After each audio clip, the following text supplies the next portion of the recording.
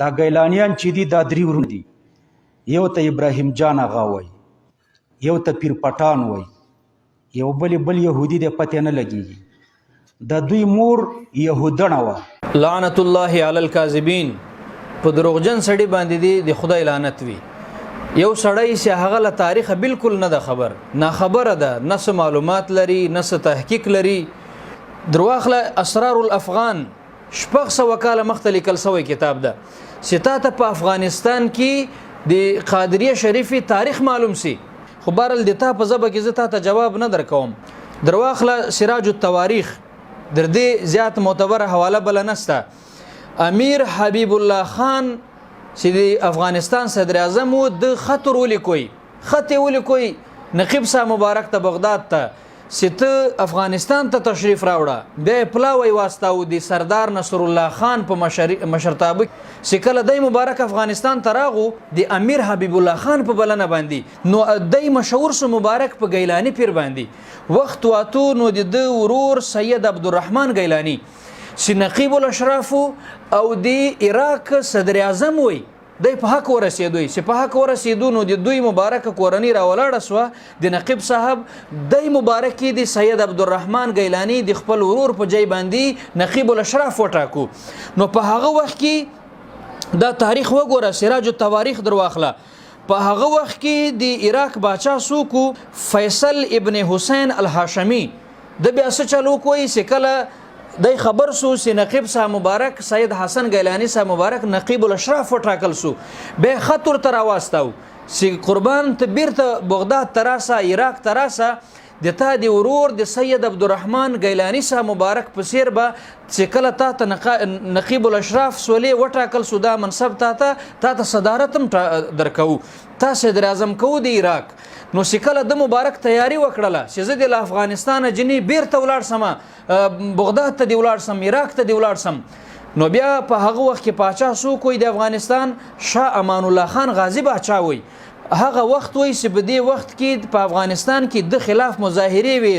تخریبکاری و هنګامې شروع ولې چې نقیب صاحب مبارک کچیرې ته ولاړلې او افغانستان د پریښو یا ولس به داسې وانګري چې نقیب صاحب مبارک ناراضه د امان الله خان جي، امان الله خان جي د شفقت محبت لاس واخیستوي. نقیب صاحب مبارک دا اراده بیرته بدله سوله، یعنی عراق ته نه ولاړو، په افغانستان کې پاته سوی. او هغه خط د فرمان د پاچاهي چې کوم ده د امان الله خان، هغه ختم دا د زیاته ته درښکاروم. بهرحال په دې ویډیو کې کوشش کوم چې ته ووینې هسې چټي لګیا درې زمن یو پلانکی یهودي یو پلانکی یهودي یو ته مسلمان رالی، ولاکه د شکل د انسانانو مسلمانی خو پرېږده. ته په د یهودي خبرې کې د کورنۍ په افغانستان کې، په پاکستان کې، په بر صغیر کې دومره کار د اسلام لپاره کړی ده، دومره کار په هغه وخت کې کړی ده چې ته لا په اګۍ کې جوړ سوی یم نه وې. اګۍ چې خو راوتلو ولا کیسه ډېره لرې ده، په اګۍ کې لا جوړ سوی یم نه وې، پیدا سوی یم لا نه ولې. د هغه وخت راسې جهادونه کړي دي د اسلام کله د څوک پیژنې خیرنه دغه پکتیکا ته ورسه، ولاکه څوک تا ته د سلام جواب درکړي، تا ته څوک د سلام جواب نه درکوي. ابراهیم جان هغه مبارک خو پرېږده چې د کور یو معمولي بچی هلته هغې علاقې ته ورچې بزرګونو خلک په استقبال باندې ورته راسي. تا ته زه د نقیب صاحب مبارک اوس د نکاح په طرف راسه، یهودنه یې کړې وله، نه په تاریخ خبر یې، نه د ملاقات په ټول عمر ورسره کړی ده، نه د دوی له زمنو سره لیدلی دي. نقیب صاحب مبارک اولنی نکاح د سلطانپور د ساداتو په مشهور او درنه کورنۍ کې له یوې بیبي سره وکړله. له هغې بیبي جنې الله تعالی یوه لور ورکړه. دومره نکاح په ننګرهار کې د سرخرود اوسیدونکې یوه بیبي مبارکې سره نکاح وکړله چې دوه زمن الله تعالی ورکړلو. چې د یو نوم د سید علي ګیلانی صاحب مبارک چې مشهور په شعر آغا جان ده، دوم بچی سید احمد